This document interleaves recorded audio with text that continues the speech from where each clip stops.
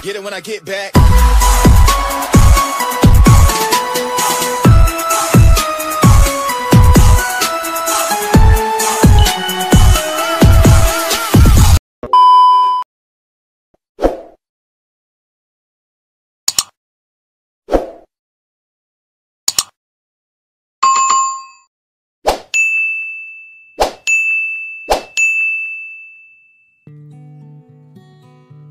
Bismillahirrahmanirrahim. Assalamualaikum warahmatullahi wabarakatuh. Alhamdulillahirabbil alamin. Assalatu wassalamu ala asrofil anbiya'i wal mursalin sayyidina wa nabiyyina wa maulana Muhammadin ajma'in. Amma ba'd.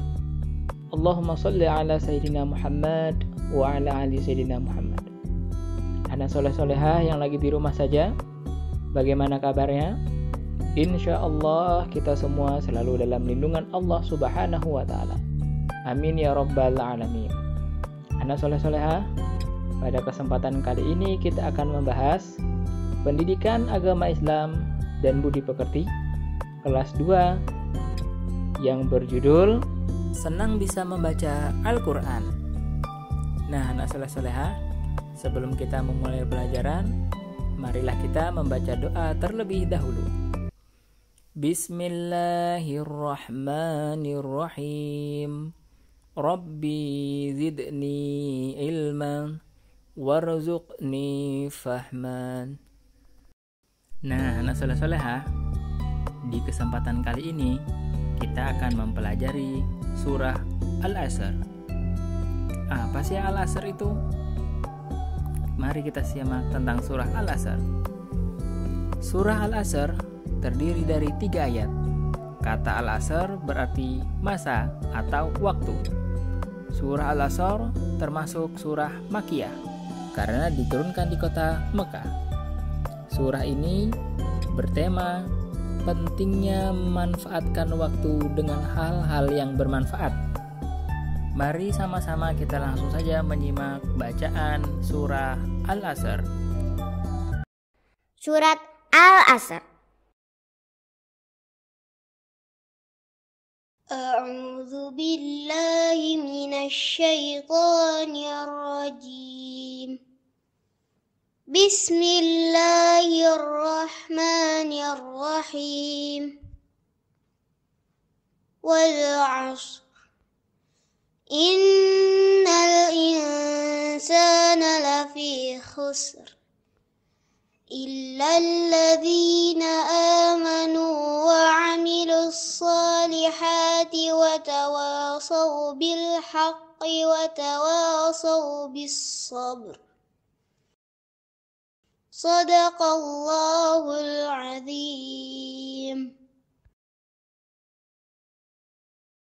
Nah, anak soleh-solehah, kita baru saja bersama-sama mendengarkan bacaan surah Al-Asr. Al-Asr itu terdiri dari 3 ayat. Mari kita simak apa saja pesan yang ada di dalam surah Al-Asr. Arti yang pertama adalah demi masa. Maksudnya, Allah Subhanahu wa Ta'ala bersumpah atas nama waktu atau masa, sebab waktu merupakan hal yang sangat berguna dan harus diperhatikan oleh manusia. Misalnya, waktu pagi, waktu siang, sore, malam, masa muda, masa tua, masa bahagia, dan sedih. Baik buruknya seseorang tergantung pada cara dia memanfaatkan waktu yang ada. Dan yang kedua adalah sungguh manusia berada dalam kerugian. Maksudnya, dijelaskan bahwa sebenarnya manusia itu dalam keadaan yang sangat merugi. Siapa yang dimaksud merugi? Ya, mereka adalah orang-orang yang tidak menggunakan waktu dengan baik. Misalnya seperti waktu belajar, membantu orang tua, dan beribadah. Apalagi jika waktunya hanya dihabiskan untuk menonton televisi, bermain, bercanda, dan hal-hal yang tidak berguna. Inilah yang dimaksud dengan orang yang betul-betul merugi. Nah, dengan demikian, alangkah baiknya jika waktu yang kita miliki dimanfaatkan dengan sebaik-baiknya, dengan hal-hal yang berguna untuk diri sendiri dan orang lain. Dan yang ketiga artinya adalah kecuali orang-orang yang beriman dan mengerjakan kebaikan serta saling menasehati untuk kebenaran dan saling menasehati untuk kesabaran. Maksudnya adalah Allah Subhanahu wa Ta'ala menjelaskan sifat orang-orang yang tidak merugi. Di antaranya adalah yang pertama, orang yang beriman kepada Allah, kepada malaikat Allah, kepada Rasul Allah, kepada hari kiamat, kepada takdir. Di samping itu, mereka juga rajin beribadah. Dan yang kedua, orang yang beramal saleh, suka berbuat baik dan menjauhi perbuatan dosa dan tercela. Dan yang ketiga, orang yang menasihati kebenaran, orang yang senang menyampaikan ajaran Islam, seperti mengajak bersyukur, sholat, dan belajar. Dan yang keempat adalah orang yang menasihati kesabaran, menasihati orang lain agar bersabar ketika menerima musibah, misalnya ketika sedang sakit, sedih, dan ketika marah. Cara menasihatinya pun dengan penuh kesabaran. Nah, anak soleh-soleha, semoga kita bisa memanfaatkan waktu dengan sebaik-baiknya. Apalagi di saat sekarang ini, belajar dari rumah bukan berarti kita bermalas-malasan, tiduran saja, bermain game, atau menonton TV. Tapi kita harus lebih bisa memanfaatkan waktu untuk belajar, untuk beribadah, berbakti kepada kedua orang tua. Nah, sekarang kita akan masuk ke kisah Nabi Lut alaihissalam. Disiplin Nabi Lut alaihissalam. Disiplin termasuk perilaku mulia. Kedisiplinan akan memberikan manfaat yang besar. Kita harus disiplin belajar, beribadah, dan beramal soleh. Kita harus membiasakan diri hidup disiplin. Kita tidak boleh membuang-buang waktu. Waktu harus kita gunakan dengan sebaik-baiknya. Nabi Lut alaihissalam adalah keponakan dari Nabi Ibrahim alaihissalam. Nabi Lut alaihissalam menghabiskan waktunya untuk beribadah kepada Allah Subhanahu wa Ta'ala. Beliau sangat disiplin dalam beribadah.